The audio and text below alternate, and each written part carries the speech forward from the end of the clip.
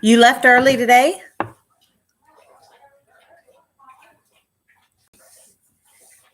Hey, y'all. Okay, so I have I'm going to swing it around so y'all can see, set up. And I'm on that Talk app, and I'm just going to let them ask questions. I kind of maybe preemptively got on here. Hey, y'all. What's everybody doing?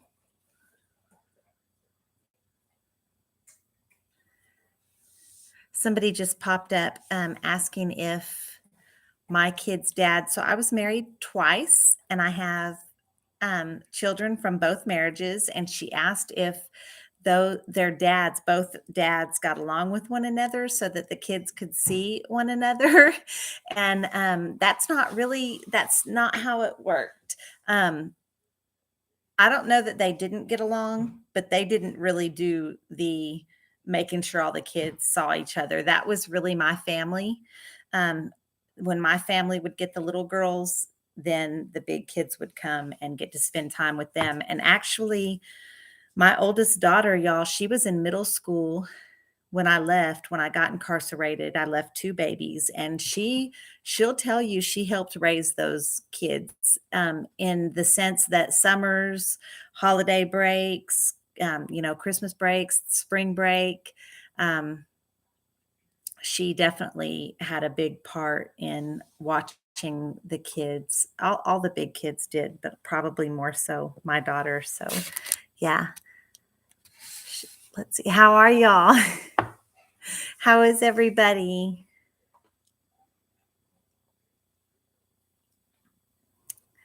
Thank y'all for tapping that screen. What's going on, everybody? Hey, Blair Bear. So I have my YouTube on. I'm streaming on my. Y'all can see I'm streaming there too. So they're rough to me over there. They're not as friendly as you guys. So I'm trying to show them, hey, this is how we're supposed to act. We're supposed to be nice. Hey, Jennifer. Thank you, Pompaki. You were in TDC? Yeah, I'm wondering when. So I was incarcerated. I was there from 2010 to 2021. So quite a stretch. So I was incarcerated in TDCJ for theft over $200,000. The pinned video on my profile page gives details of that crime. So, hi, Florida Cracker. Pomsky. Okay, sorry about that. Did we have any sense of holidays in there? We did. We did have a sense of holidays. Every day in there was the same. Even on holidays, except for maybe like Christmas and Thanksgiving, those holidays, the prison actually made a pretty decent meal on those holidays. And so we definitely did celebrate those things. I just did a video kind of how we would do Thanksgiving. It's on my page, but I did it a couple days ago. And I just was talking about, it was just kind of bittersweet in there during that time, right? You were really sad. Seasonal depression is real out here, and it's even more so in there. But you were sad to not be doing your normal routine with your family out here. But there was also a little bit of,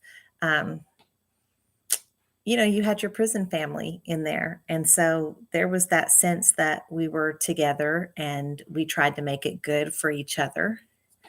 So thank you. You're glad I'm home. Thank you.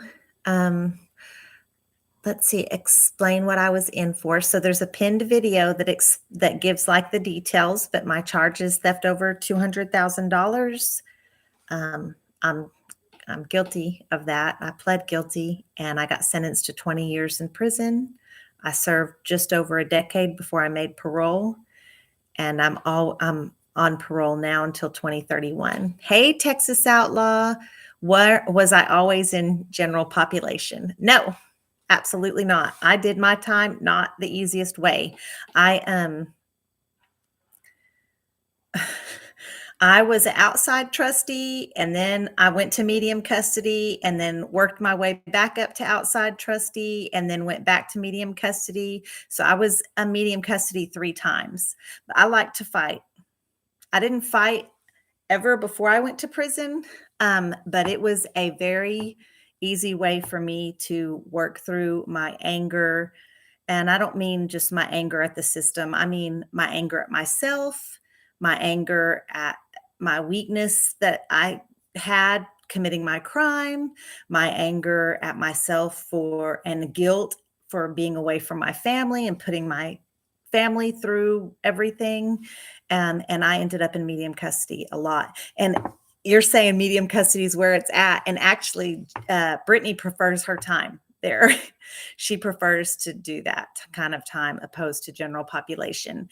And the unit that I was on, y'all, general population, you were in an open dorm. So I was in, one time I was in a dorm that held 125 women. Other dorms held 102 women. But when you're in medium custody, you're in a 2-man cell and you get a little bit more privacy. You have your own space. So, hey, San Francisco. Thank you. Thank you for the compliment about my eyes. My mama gave me these eyes, y'all. Hey, Danielle Grace. You know, everybody has a past. Some people's past is a lot more harsh, but everybody has done things in their past that they're not proud of. Every single buddy. And I always just think about people with a felony jacket. It's like we have the worst decision that we ever made in life is on complete display, and it's for the whole world to see. You can't hide it. It's public information. It shows up every time you apply for a job. And I always just encourage people to kind of think about if their worst decision, the absolute worst, most horrible thing that they've ever done in life, if that was on display for everybody, that's what it feels like to be a felon. So.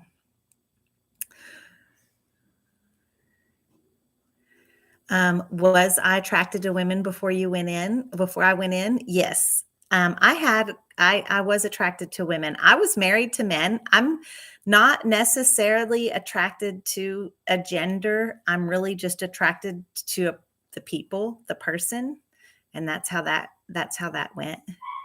Texas Outlaw, do you want to come on here with me? Texas Outlaw did time in Texas prison. I'm only going to be on till about 8:30.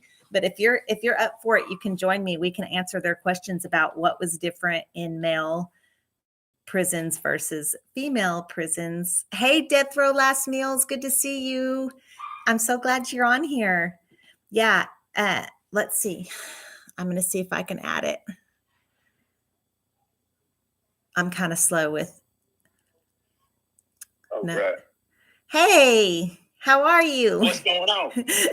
Set you up right here. I'm out here filling my whale tank, so okay. It's cold as hell out here. Yeah, it's getting cold. Set up. It's getting cold. Well, there we go. All right. How are you? Howdy, I'm good. Glad to talk to you in person. So, y'all, we're home. Yes, this is Texas Outlaw Justice, and he talks about Texas prisons on the male side. You guys think about following him. He has some really interesting stories, and they're a lot different than mine. He also talks a lot about recovery. So if you're in that recovery family or know someone that needs to be in that recovery family, he's a good guy to follow too. So you guys ask us questions. I get so many questions about, I'm just going to throw it out there.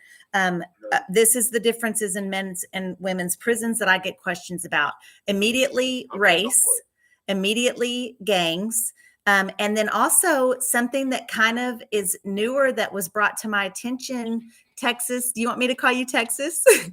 Yeah, it doesn't matter. My name's Justice. Okay, Justice. So is someone told me that I'm going to try to word this so that I'm not offending anyone. Um, in a men's prison, it's not okay to be nice to homosexual people. Like that's looked down on. That's like you, in your crew, that would be a bad thing for you to show kindness. And it's very hard to be homosexual in a men's prison, which is quite different in a women's prison. A little bit of both. Hold on, let me sit this down. Boy, it's cold out here. It's like 38 degrees. Okay. If you were when I say affiliated with people like me, I can't speak on black gangs and Mexican gangs. I can't speak on none of them. Okay. If you are affiliated white guy, you better not be friends. Like now, if you do business, if one of them makes cakes or sews clothing and whatnot, yeah, support the business. Go to whoever's the best of it. But to be friends, no, that's really not gonna. But now, if you're just somebody solo, somebody's just doing their time, they go to work, go to church, go to school, they don't bother with none of the politics. Yeah, they can be friends with whoever they want. Just know once you cross that side of the fence, you best to stay on that side of the fence. But there's a lot of the relationships. Oh my God. This is not the 80s, okay? Men are not getting, I don't know how to say that. Spell it. They're not getting their little Debbie snack taken. Okay. Nowadays, it's just out there. You want it, they're all out there. It doesn't matter. But now they have units for more of the homosexuals, the weaker people that come into and that can't hack it with the gangs and the fighting and all the catch outs. They're having units for them, and they're sticking us rowdy kids where we belong. Gangs, you do not have to join a gang when you come to prison. This is not the 80s. Dude, if you come in, like a white dude comes in, he's just going to either be himself or he's going to join up with the Peckerwood. And that's it. It's just a group of white guys looking after each other. Can I ask you, Justice? Okay, Go ahead. So the gangs in men's prison are pretty in Texas, because that's what we know about. Justice and I both did time in Texas. They're very much they're racially divided, the gangs. Yes. Okay, so if you're a young white man and you're going into prison, and are there like multiple different white gangs or one main white gang? Multiple. Yes, and we do not all get along. Okay. And we do not. Here's a large misconception that society they think that they see somebody like me and they just group us all together. They don't know that most of us don't like each other. Wow. Yeah. Yeah. I would have assumed that. Wars behind. But like the gangs, they're going to approach you after years of observation. They're not just going to, hey, you want to come join up? And it don't work like that. I'm glad to say next year I retire and I can leave my affiliation, and I can't really wait. I can't wait, because then I can have that off of my shoulders and I can move forward with being a life coach, this recovery coach, and speaking with outreach programs for people just coming out of jail. Dude, I remember how lost I felt and how out of whack, the culture shock. Nothing was the same. I didn't know how to fit in. And I remember how messed up I felt. I don't want guys coming out feeling like that, thinking that there's no hope for them, man. And that ain't true. You're not. Somebody's talking about Northern Cali Talk says that her son is gay and beat up by a group of men, and that's likely true. I mean, I'm not saying that doesn't happen. I'm not saying that, because politics in there and how people act and react, it's a very thin line and a blurred line. I mean, everything is right then of a reaction. You know, it's not a set precedent. Well, there's a whole different set of rules in there. There's an expectancy of violence. Violence is not only socially acceptable in prison. There are things that happen in prison that it's expected. That's your expected response. Yes. And that's even in a women's prison for sure. Someone's asking you, what do you mean when you say retire? I mean, you age out? Yeah, no. It's fine. Next year, I will have put in 25 years into my affiliation. Okay. And I can and I can retire. You just get that option, like a job. I do. Okay. I do. Well, I didn't know that. Brittany didn't know that I either. I put in a lot of work in the 25 years. I did a lot of things I regret that I didn't want to do, but you know, here's a large misconception about gangs is that people do join a gang because of their friends, you know, or for their neighborhood. That's the wrong reason. There's a foundation for this, and we're doing this for the organization, not for our homeboys, not for where we're from, and none of that. It's for this brand, it's for this organization, and if you go against that, you're foul. You know, I won't talk about my affiliation too much on here. I was answering a question. And I'll just we wanted to talk a little bit of, I mean, yeah, that's the only reason he's bringing that up, y'all, is because I asked him flat out. So in women's prisons, there's not gangs in women's prisons. Well, what was you in there fighting about? At all? Behind girlfriends. Behind girlfriends. Behind girlfriends. That's what we fight about. And that's just the God honest truth. A little bit about disrespect. You fight women's prisons. There are times that we fought if we felt disrespected, or if someone, like I had a play mom that was my pretend mom, I called her mom, or your play sister. And if someone did something foul to them or stole from them, you would fight behind that. So I never actually went to medium custody behind fights because I always got away with the fights. But what happened is everybody knew, you know, all the laws knew that was me. And so when I did something very minor that you normally wouldn't really get in trouble from, they would just take me all the way to medium custody. And then I'd be down there for 6 months because they just knew that I fought, you know, and it just the same thing. It's definitely nothing that I'm proud of. And it's definitely, I did things in prison that I would be horrified if my children had seen me do. You know, it's definitely nothing that I think is okay out here, but it's when you're doing time, you get so submerged into that environment that it's normal. Hi, Dylan. Dylan Barber, we're both from Texas too. Hey, y'all. Yes. I want to look at some of these questions while I have you. Somebody's talking about, yes, girlfriends are the main reasons. Hey, April Davis. So, Ray, we're not going to mention his really affiliation on here because this app might take us off, and you know this app is kind of tricky, but you should follow him because you could get more information. I'll probably mention it a time or two in my videos, but I try to stay clear from it. Yeah, this app will. The worst fight I had was on Ferguson unit. I got hit with a welding rod. My brother was there. I got hit with a welding rod. It went under the third rib. It went in my lung, through my lung, and oh my God, my right lung. I sat down in O-wing in a seg cell for 8 days before some lady in Free World Clothes came walking by, see me trying to clean the blood bubbles, and she said, "Did you get stabbed?" I said, "What do you care?" She said, "I'll be right back." I swear, in 5 minutes, they had my cell packed up and me on a van going to Galveston. And that's because somebody from the free world. All over that radio. Golly. All over a $6 radio that y'all get in the Dollar General. We pay $20 for it, but yeah. No, $6 radio out of Dollar General.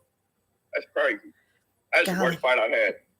So, but yeah, I'll say that too. Generally, and there are weapons in a female unit, but generally not. Generally, I mean, I've seen plenty of weapons, but seeing someone get stabbed, not common occurrence. That's traumatic. The first time you see it, here's what's sad about prison. What's up, Timbo? That's my dog. Here's what's sad about prison is the first time you see somebody get stuck, you're like, oh my God. The second time, you're like, dang. The third time, it doesn't even bother you. The fourth time, and it becomes, and then you got to come out here. My hardest challenge, I want to say, is coming out here and learning to relax and slow down. Like right now, I'm starting to jitter. I don't know how to slow down. I don't know how to relax. Landon, my boy right here, he helped me go see Jelly Roll. Landon Hall, he helped me go see Jelly Roll down in Houston. But I don't know. It's been a really big culture shock. But yeah, I'll be 3 years free this next week, and I'm making a beast mode of it, man. I'm living my best life right now. I have never lived a life like I am now at any other point in my life since I've just quit all that, man. I mean, there's no point in nothing I was doing was better in my life. It kept leading me right back to that cell. Everything I was doing led me back to that cell. I had to try something different. Justice, I want to touch on something you said. You talked about the first time you saw a guy stabbed, you were like, oh man. And then the second time you're like, oh, and then by the third time and by the fourth. And that's something that the prison system does is it desensitizes people. It desensitizes inmates and staff alike. And it makes them feel like what's not normal, it becomes normal. This new reality becomes normal. And that same thing happened to me. I was in maybe the first week of my sentence, and there was a pretty bad fight in the chow hall. Nobody got stabbed, but it was a pretty ugly fight. And I just remember feeling like horrified and feeling sorry for these girls. They were fixing to get in so much trouble. And it was like a little bit of blood, but not crazy, but enough that I was pretty horrified. And I remember there was a girl standing in line in front of me. She had done 17 already, and I was just starting my 20-year sentence. And she looked at me, she said, girl, you better toughen up. And that was my first week. By my third year in prison, I'm throwing fists. And that's normal. And that's just the desensitizing humans, dehumanizing them, treating them like animals. They start to behave like animals. And then, guys, 95% of everybody incarcerated comes back to the free world. So that's where I believe the system is rigged, because look, when they desensitize us like that and they and when we come back out here stuck with this mentality, this is how we're going to react out here. And it's meant to put us back in there. That's why it's not a rehabilitation. That's nowhere near rehabilitation. But now I'm going to speak on, because you said something about the security of the unit a second ago. I'm going to speak on the guard, on how, it is traumatizing for them. It's not just for us, because I've done a lot of stuff to guard. I can't tell you how many times I've beat up on one or worse, and to think that, one woman in particular, I made her quit that day. She turned in her uniform, her gas can, and she walked right off the unit. She was never heard of. She didn't want her check or anything.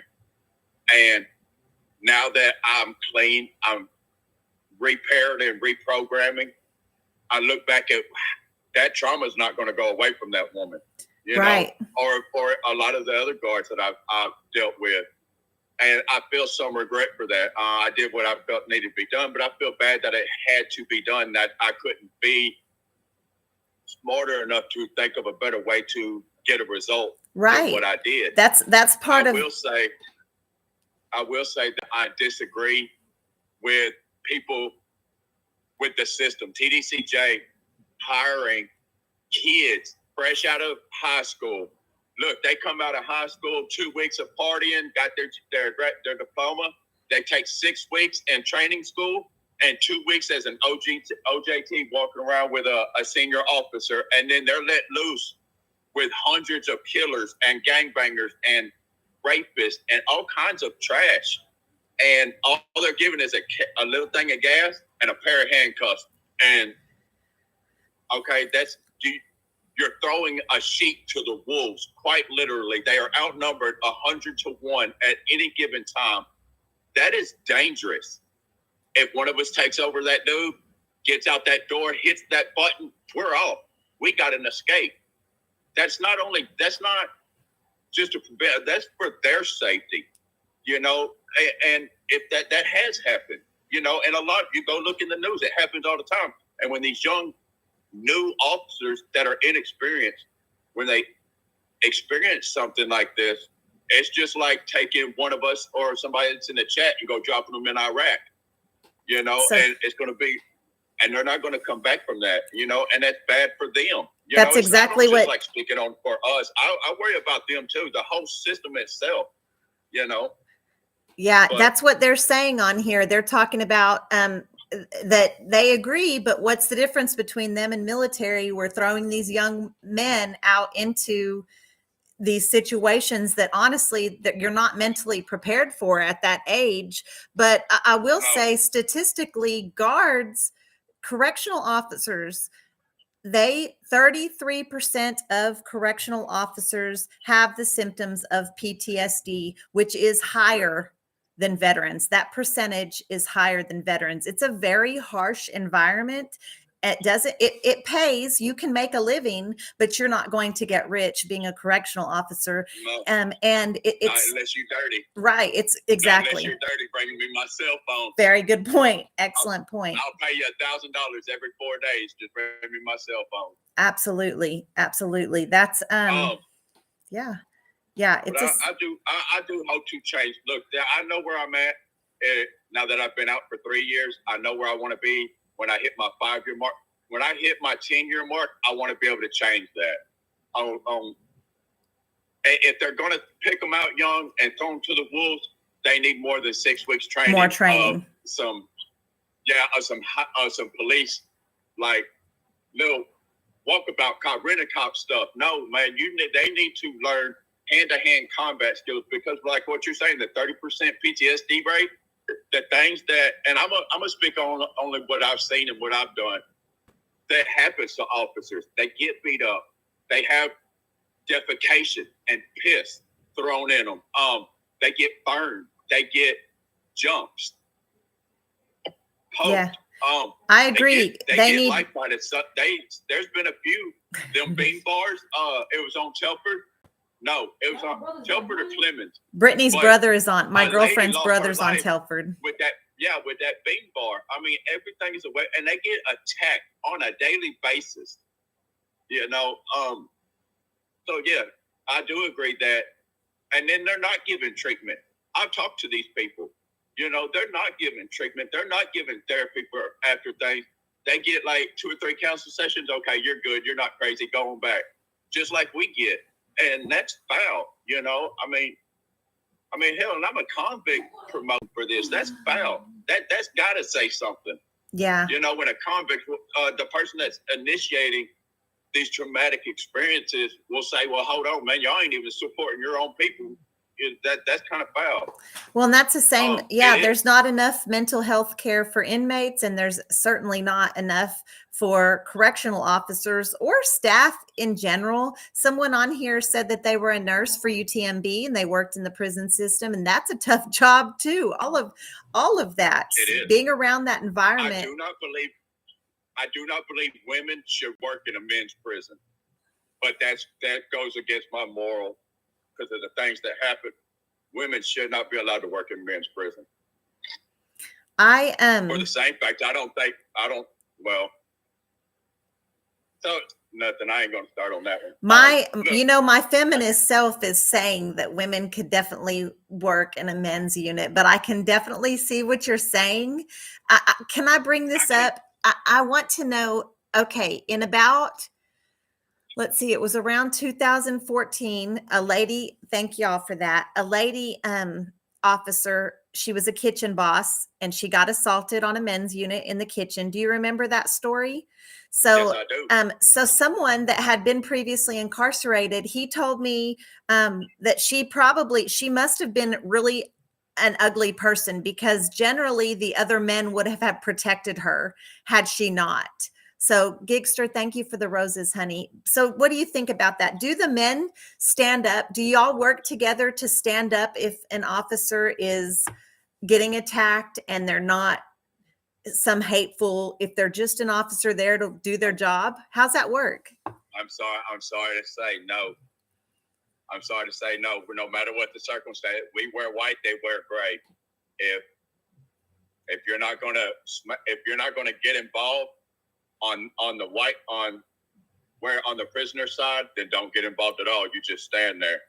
Don't get in the white. Yeah, we can't. If you go to save now, if a cop is like having a heart attack, a seizure, or something, yeah, help him out.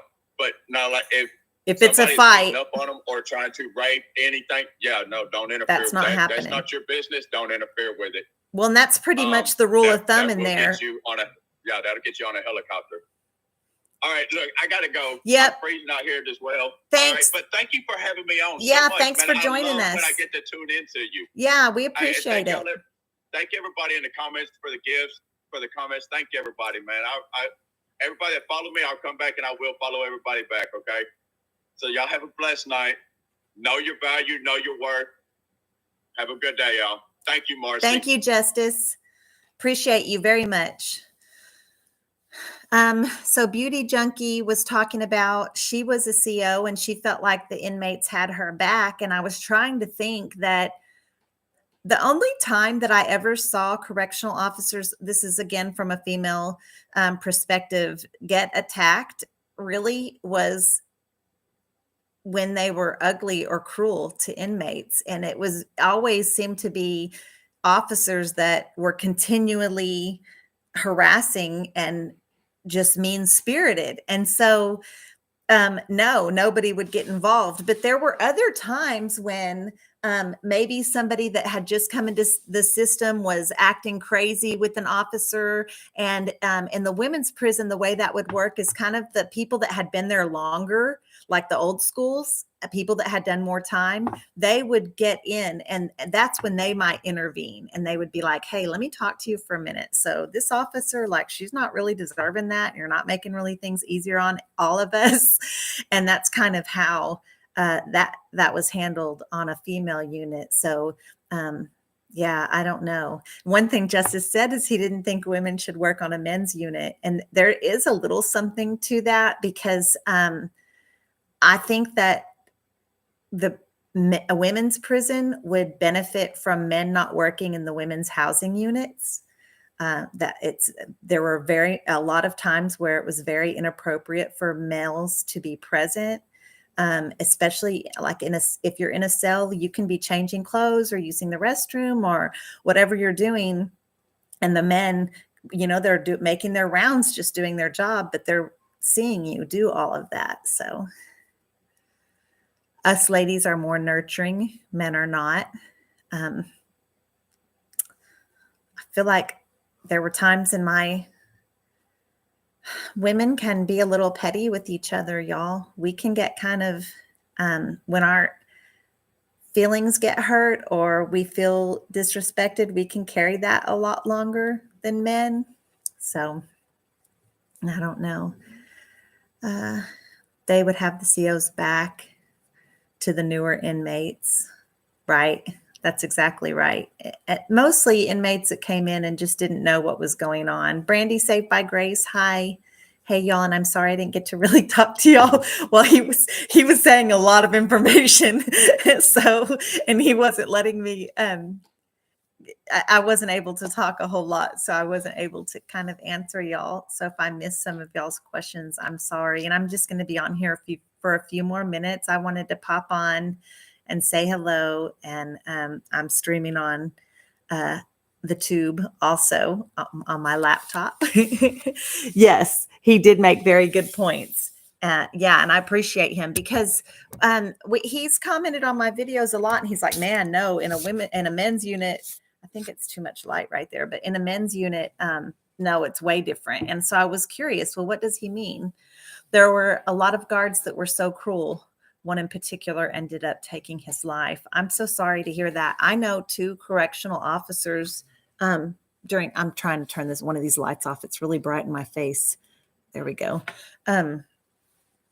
He ended up, or I know 2 correctional officers that lost their life to suicide during my incarceration. I know 9 inmates personally. And Brittany has one very good friend. They were very close, and she took her own life while she was incarcerated. The rate of that statistically is pretty high for staff and inmates. It's a harsh environment. So thank you for the follow. Hey, thank you. Did I ever get in fights over stupid things? Yeah. Yeah. Over relationships, girlfriends. I fought over, my last fight was because someone had snitched. My girlfriend had come in the dorm, and that girl got caught up with some pills and ended up snitching. And that was the last fight. I fought over, my first fight was over a seat in the day room. I had sat down, and somebody had been sitting there, I guess. And instead of just coming and saying, "Hey, I've been sitting here all day. Can I have my seat back?" Which I would have been like, "Sure." She stood over me and in an intimidating manner. And I felt like she was bowing up to me, and I felt like she was calling me out in front of everybody. And we ended up fighting. We went to the sink area. It was off camera. So yeah. Says you'll get in fights over toilet paper and tampons. So I do have a PO box. It's in my bio. I think it is. Are you a tougher woman now versus when you went away? Like no one messes with you? I think that this is how I know that. I don't know about like physically tougher. I know I can fight. I didn't really know that about myself prior to my incarceration. And so I know that I can handle myself pretty well, and I know my limitations there. But one thing I think that changed about my personality wise is prior to prison, I think that I cared a lot about what people thought. I cared a lot about, I overextended myself. I didn't ever say no to people. And I don't know if maybe my family kind of does that as a whole, and it's not good for you, y'all. You shouldn't overextend yourself. And I came home, and I think it was kind of shocking when people would be like, "Do you want to do this?" And the old me, I'd be like, "Yes, I will. Yeah, I'll do that. I'll help you there, or I'll go there." And now I'm like, "No, no." And they'll say, "Well, why?" "Well, because I don't want to," you know, and that's okay. If you don't want to do something, that's okay. You can say no. You don't have to say yes to everything everybody asks you. So, what happened to my kids when I went in? They stayed with their dad. I had 2 marriages prior to my incarceration, and I have children from both marriages. And I'm fortunate that both of them have dads that have stable homes and that care for them. So, y'all, Brittany's home from work, and she's already ready to snuggle up and watch a movie. And that's what I want to do. Did you have any stolen money in your bank account when you were arrested? My bank account, I did have it, but I lost all that. I didn't have a lot, but what I had, they froze that bank account. And actually, I've never even thought to even look like what happened to that account. I just knew that they had froze it, and that's a great question. Maybe that's something I should look at. I seriously doubt that money's there though. But okay, guys, I'm gonna go. Thanks so much for hanging out. Beauty Junkie, look on my profile page. My first pinned video talks about my charge. It's theft over $200,000. The most stupidest, ridiculous decision I've ever made in my life. Led me to my incarceration. No, it wasn't a joint account, though. It was just my account. It was so good seeing y'all. I'm sorry I can't hang out longer. I'll be on in a couple more days, okay? Bye, y'all.